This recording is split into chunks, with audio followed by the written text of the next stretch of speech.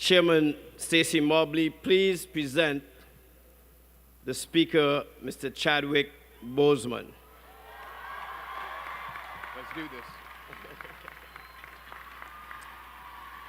this. Mr. President, I have the honor to present Mr. Chadwick Aaron Boseman to receive at your hand the honorary degree of Doctor of Humane Letters.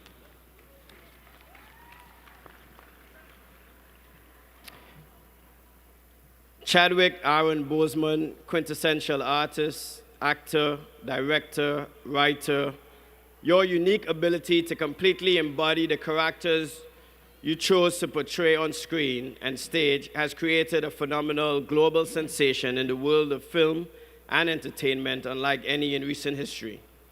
Beginning with your work in the film 42 in 2013 as the legendary Jackie Robinson, who broke the color line in Major League Baseball by signing with the Brooklyn Dodgers at a time in America when blatant racism was rampant.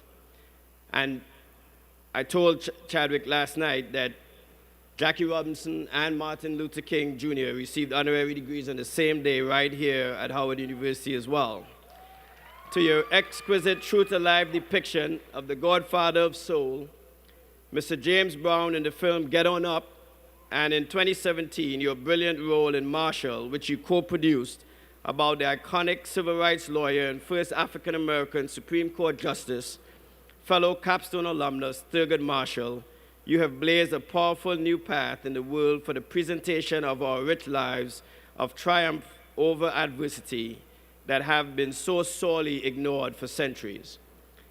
In this blockbuster year of 2018, audiences and critics around the globe have heralded your magnificence as T'Challa, Black Panther, in the feature film of the same name, and the entire movie has set afire in the hearts and minds of people of all colors, creeds, and races, the likes of which has never been seen before.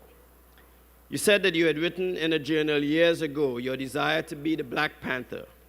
The world is in worship of Wakanda, the fictitious, technologically advanced, and mineral-rich African nation ruled by the Black Panther, who is based on a Marvel Comics character which debuted just over a half a century ago.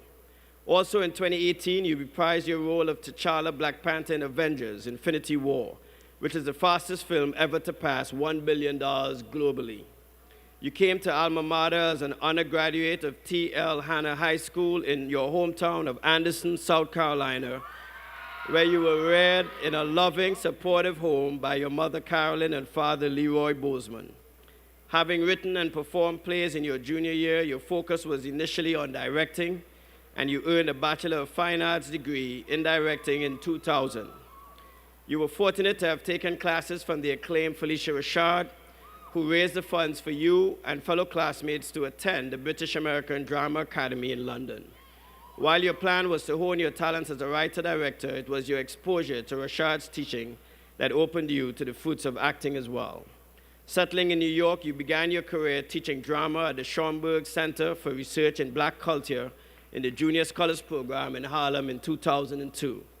You landed your first television role on Third Watch in 2003, and had a series of other roles on CSI, New York, Law and Order, and ER, to name a few. While continuing to write plays, you felt it was possible to do it all despite your agent pressing you to choose one artistic area of focus. Ultimately, you did see the value in this advice, even though you had success with Deep Azure, based on the tragic true story of Howard alum Prince Jones, who was murdered by a Prince George's County police officer.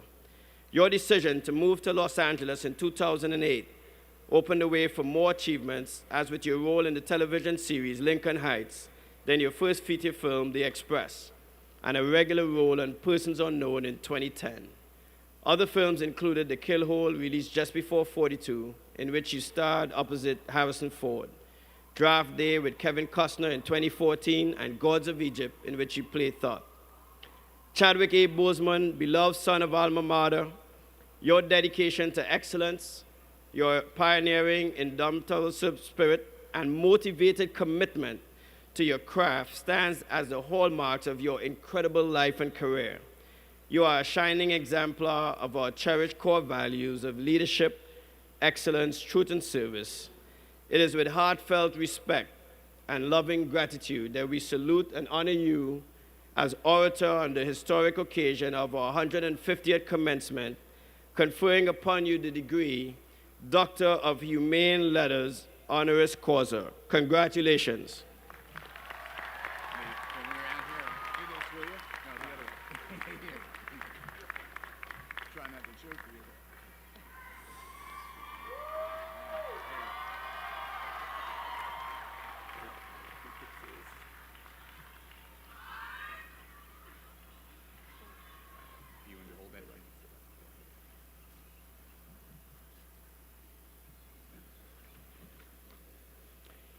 Ladies and gentlemen, I have the distinct honor to present to you our 2018 Commencement Convocation keynote speaker, Dr. Chadwick Boseman.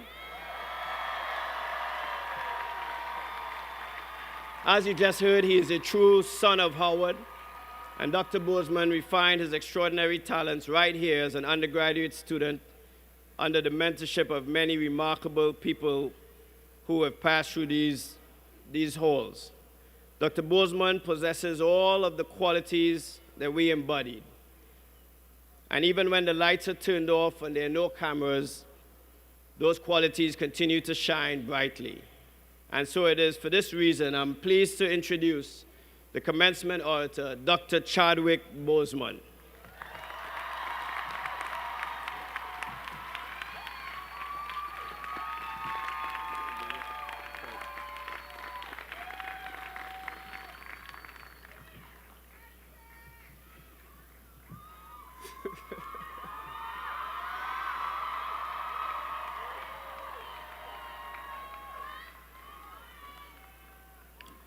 First, giving honor to the Creator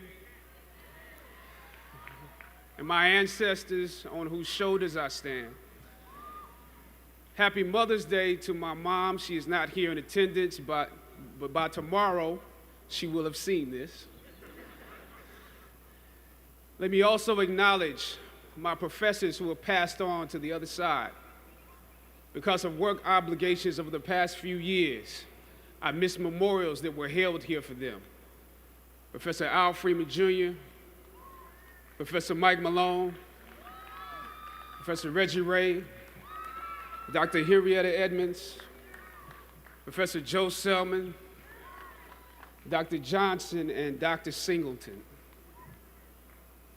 Professors and instructors that may be present: George Epstein, Tony Starnes, Denise Saunders, Professor Roberts Williams, and Professor Vera Katz.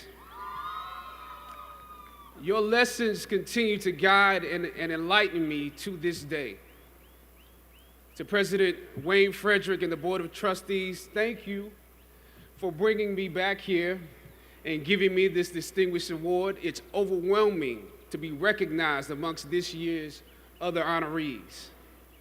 I can think of no better place to be right now after the Black Panther and Avengers campaigns than to return and participate in these graduation ceremonies with you. It is a great privilege, graduates, to address you on your day, a day marking one of the most important accomplishments of your life to date. This is a magical place, a place where the dynamics of positive and negative seem to exist in extremes. I remember walking across this yard on what seemed to be a random day, my head down, lost in my own world of issues, like many of you do daily. I'm almost at the center of the yard. I raised my head and Muhammad Ali was walking towards me. Time seemed to slow down as his eyes locked on mine and opened wide. He's raised his fist into a quintessential guard. I was game to play along with him, to act as if I was a worthy opponent. What an honor to be challenged by the GOAT, the greatest of all time, for a brief moment. His face was as serious as if I were Frazier in the Thriller in Manila. His movements or flashes of a past greater than I can imagine. His security let the joke play along for a second before they ushered him away And I walked away floating like a butterfly. I walked away amused at him, amused at myself, amused at life for this moment that almost no one would ever believe. I walked away light, ready to take on the world. That is the magic of this place. Almost anything can happen here. Ain't you?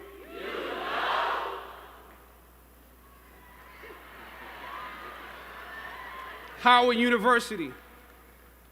I was riding here and I heard on the radio somebody call it Wakanda University. But it has many names, the Mecca, the Hilltop.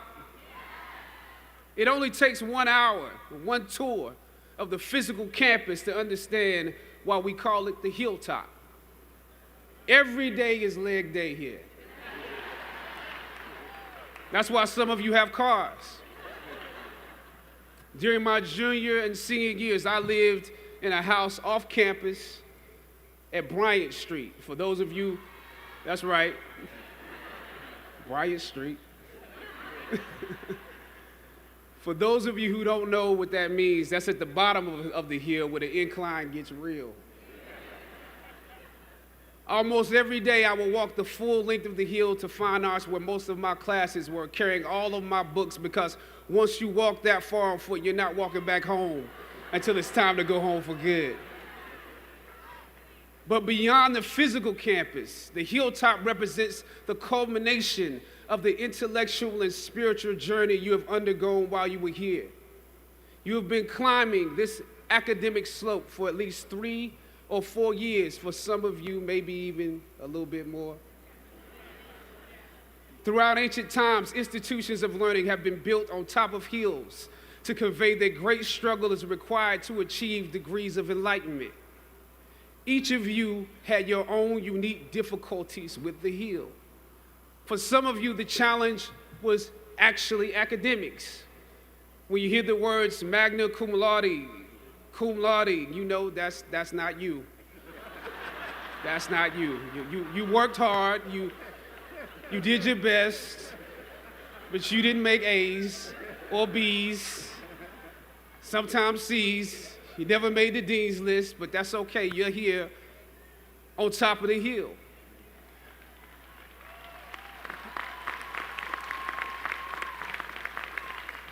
And I want to say something to that. You know, sometimes your grades don't give a real indication of what your greatness might be. So it really is okay. For others, it was financial. You and your family struggled to make ends meet every semester of your matriculation. You had to stand in one line to get to another line, to get to another line for somebody that might help you. You had to work an extra job or two, but you're here. For a lot of you, not all, but a lot of you, your hardest struggle was social. Some of you never fit in. You were never as cool and as popular as you wanted to be, and it bothers you. So your social struggles here became psychological. Even though you made it up the hill, you carry the baggage of rejection with you, but you're here. Or some of you went through something traumatic. You made it to the top of the hill, but not without scars and bruises. Some of you fit in too much. You were on the yard rapping on your frat block when you were supposed to be in class. Or you got caught up in the DC party life. I know how that is. I mean, we're right here in the midst of the city. Sometimes you forgot you were in school. You probably could have graduated with honors, but instead you are getting an oh yeah degree today. Oh yeah, I have class. Oh yeah, I have that paper due. Oh yeah, I have a final. You were literally too cool for school. You waited until the last minute to do your best work, and it's a wonder that you made it up the hill at all, because you carried the baggage of too much acceptance. Most of you graduating here today struggled against one or more of the impediments or obstacles I mentioned in order to reach this hilltop. When completing a long climb, one first experiences dizziness, disorientation, and shortness of breath due to the high altitude. But once you become accustomed to the climb, your mind opens up to the tranquility of the triumph. Oftentimes, the mind is flooded with realizations that were for some reason harder to come to when you were at a lower elevation. At this moment, most of you need some realizations because right now you have some big decisions to make. Right now, I urge you, in your breath, in your eyes, in your consciousness, invest in the importance of this moment and cherish it. I know some of you might have partied last night.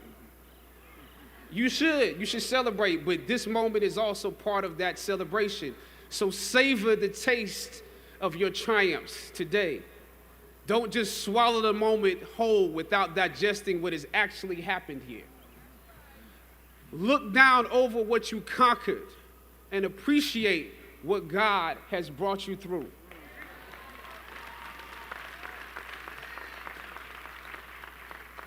Some of you here struggled against the university itself.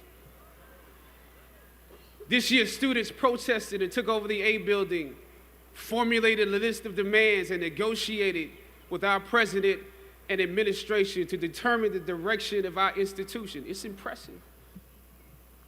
Similarly, during my years here at Howard, we also protested and took over the A building. In order to preserve Howard's annual appropriations from Congress, President H. Patrick Swagger decided to reduce the number of colleges at the university.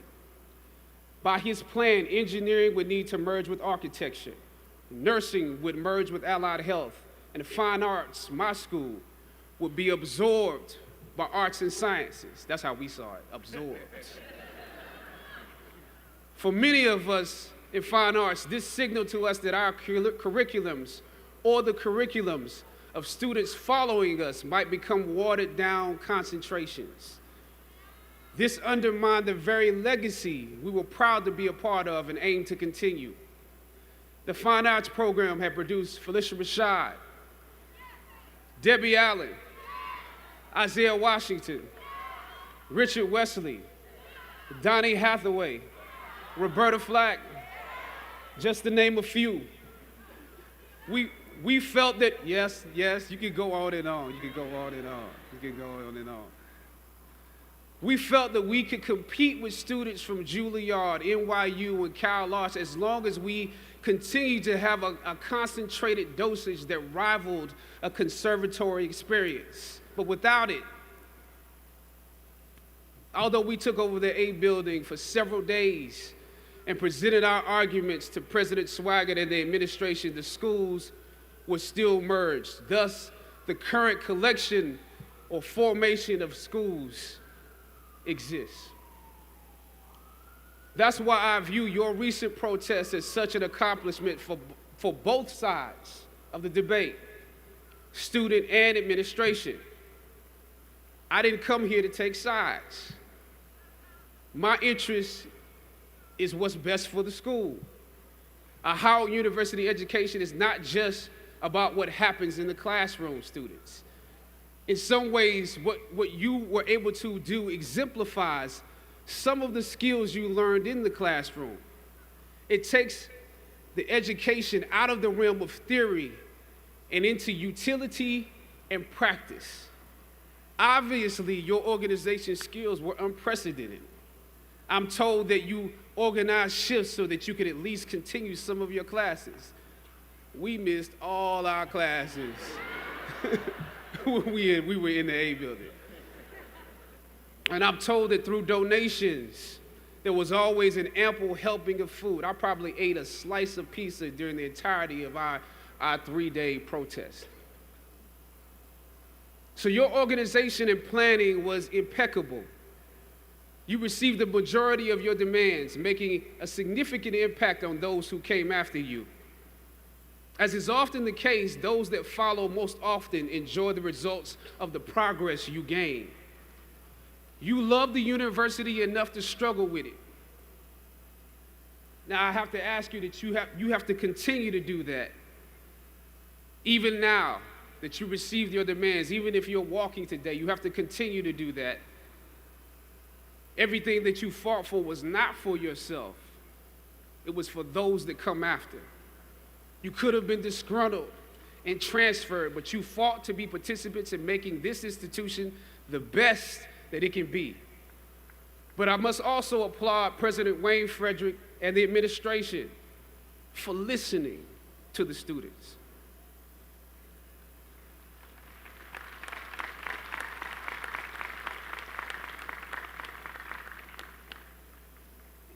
Your freedom of speech was exercised in a way where you can contribute to this place. It also shows that you can contribute to the democracy.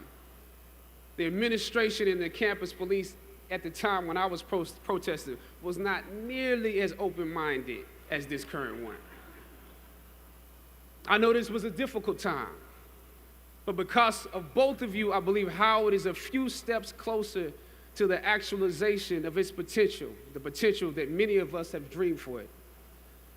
Students, your protests are also promising because many of you will leave Howard and enter systems and institutions that have a history of discrimination and marginalization.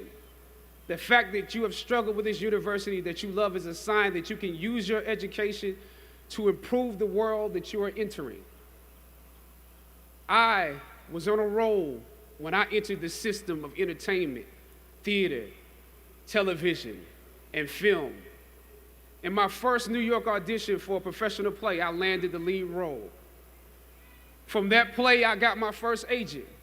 From that agent, I got an on-screen audition. It was a soap opera. It wasn't Third Watch. It was a soap opera on a major network. I scored that role too. I felt like Mike Tyson when he first came on the scene, knocking out opponents in the first round.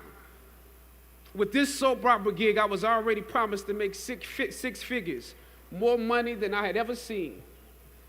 I was feeling myself. But once I got the first script, and with soap operas, you very often get the script the night before and you shoot the whole episode in one day with little to no time to prepare. Once I saw the role I was playing, I found myself conflicted. The role wasn't necessarily stereotypical.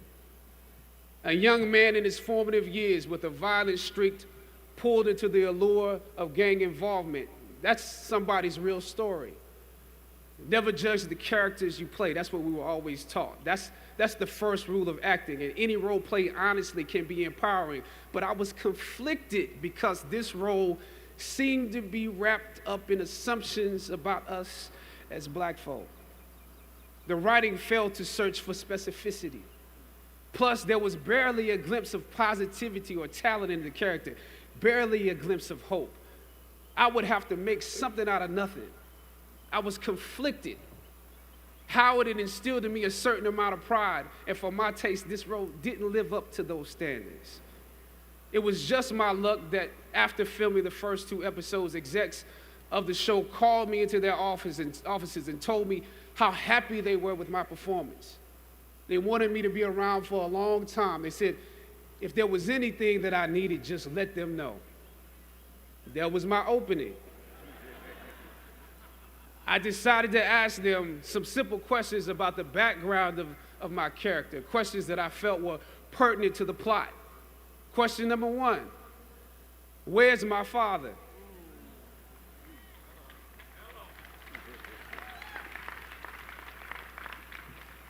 The exec answered, well, he left when you were younger.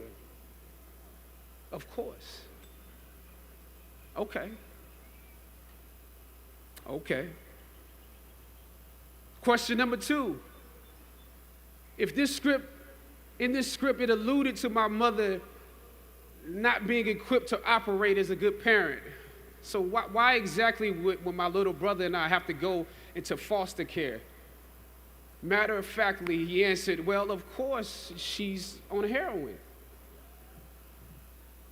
That could be real, I guess. But I didn't want to assume that's what it was. If we're around here assuming that the black characters in the show are criminals on drugs and deadbeat parents, then that would probably be stereotypical, wouldn't it? That word stereotypical lingered.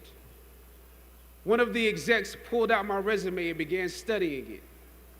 The other exec wore a smile, trying to live up to what they had promised me only a few moments before. If there's anything you need, just let us know.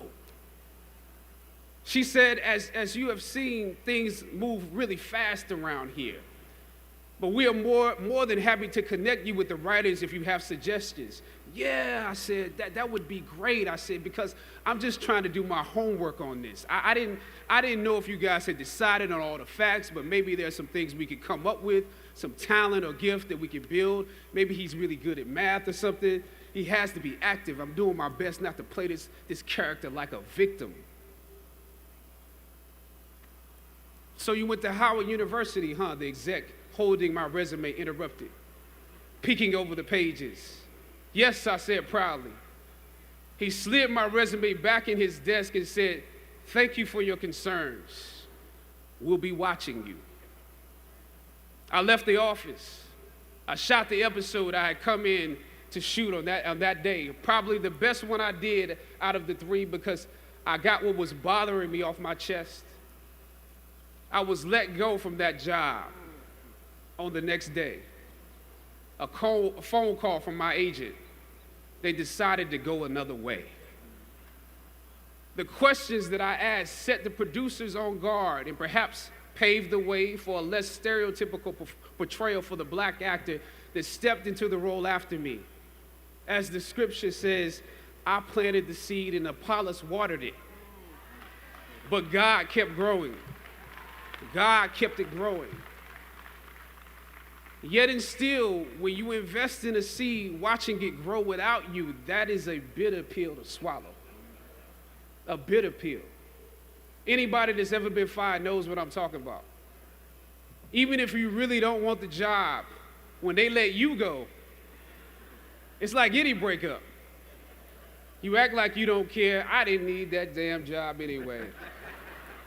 I didn't need them. But when you have those moments alone, you start to wonder if there was a better way to handle it. And if you could have handled it better, maybe you could help your family. And then before you know it, you're broke. And you find yourself scraping together change just so you can ride the subway so that you can get the next job. And maybe if you could book something else, that would eclipse the feeling of doubt that's building. But it seems like you can't pay them to hire you now. My agents at the time told me it might be a while before I got a job acting on screen again. Well, that was fine because I never wanted to act in the first place. And I definitely didn't want to be caught dead going after a fake Hollywood pipe dream. I'm more of a writer-director anyway, so forget their stories. I can tell my own stories. But am I actually blackballed? We're hesitant about sending you out to some people right now because there is a stigma that you're difficult. As conflicted as I was before I lost the job, as adamant as I was about the need to speak truth to power, I found myself even more conflicted afterwards. I stand here today knowing that my Howard University education prepared me to play Jackie Robinson, James Brown, Thurgood Marshall, and T'Challa. But what do you do when the principles and standards that were instilled in you here at Howard close the doors in front of you? Sometimes you need to get knocked down before you can really figure out what your fight is and how you need to fight it. At some point, my mind reverted back to my experiences here, to the professors that challenged me and struggled against me. Professor Roberts Williams, Doc Singleton, George Epstein, to name a few, the ones that would fail you out of the goodness of their hearts.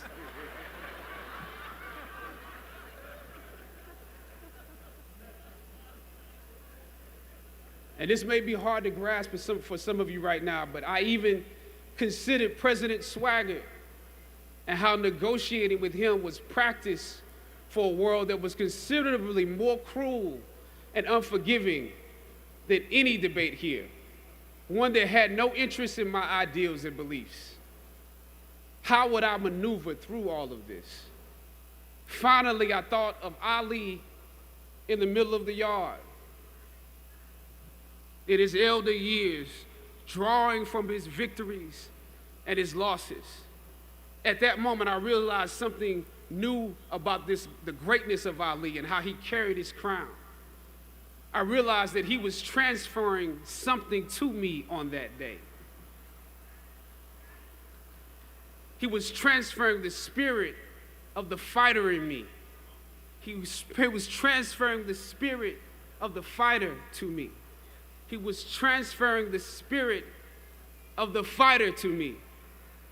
Sometimes you need to feel the pain and sting of defeat to activate the real passion and purpose that God predestined inside of you. God says in Jeremiah, I know the plans I have for you. Plans to prosper you and not to harm you. Plans to give you hope and a future. Graduating class, hear me well on this day. When you have reached the hilltop and you are deciding on next jobs, next steps, careers, further education, you would rather find purpose than a job or a career. Purpose crosses disciplines. Purpose is an essential element of you. It is the reason you are on the planet at this particular time in history. Your very existence is wrapped up in the things you are here to fulfill. Whatever you choose for a career path, remember the struggles along the way are only meant to shape you for your purpose. When I dare to challenge the system that would relegate us to victims and stereotypes with no clear historical backgrounds, no hopes or talents, when I questioned that method of portrayal, a different path opened up for me. The path to my destiny. When God has something for you, it doesn't matter who stands against it.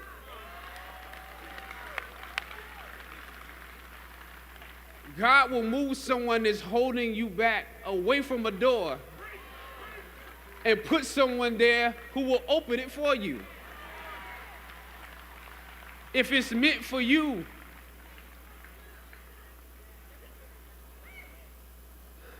I don't know what your future is, but if you're willing to take the harder way, the more complicated one, the one with more failures at first than successes, the one that has ultimately proven to have more meaning, more victory, more glory, then you will not regret it. Now, this is your time.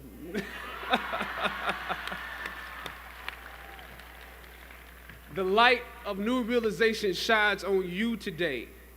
Howard's legacy is not wrapped up in the money that you will make, but the challenges that you choose to confront.